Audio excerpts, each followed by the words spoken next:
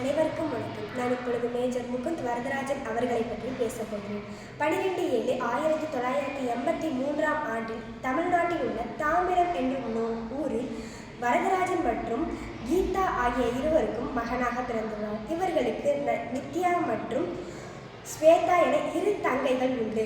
தனது தாத்தா ராகவன் மற்றும் தனது மாமா இருவர்களும் இராணுவத்தில் இருந்ததைத் தொடர்ந்து இவரும் இராணுவத்தில் இறங்கினார். தனது வாழ்க்கையில் 24/9/2011 ஆண்டில் இந்து ரெபெக்கா வர்கீஸ் என்பவரை மனமாற காதல் திருமணம் செய்து கொண்டார். இவர்களுக்கு ஒரு அழகான குழந்தையும் உண்டு. பிறகு இவர் தனது மனதார ஒரு காதல் திருமணத்தை செய்து கொண்டார். தனது மனைவி இந்து ரெபெக்கா வர்கீஸ் அவர்களையும் தனக்கு அழகான ஒரு குழந்தையும் 2 குழந்தைகளாக இவர் மதித்தார்.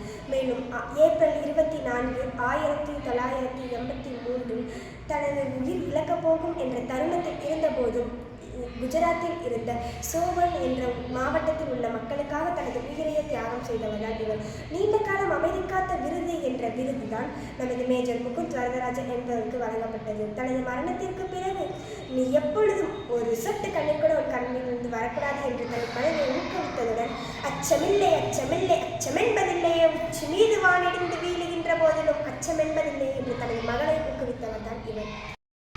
ஜம்மு காஷ்மீரில் சோபியான் மாவட்டத்தில் 3 பயங்கரவாதிகளை கொன்றதற்கான மிகவும் துணிச்சலான அமைதி காத்த விருது அசோக சக்ரா விருது இவருக்கு தனது மரணத்திற்கு பிறகு 2014 ஆண்டில் வழங்கப்பட்டது. நன்றி.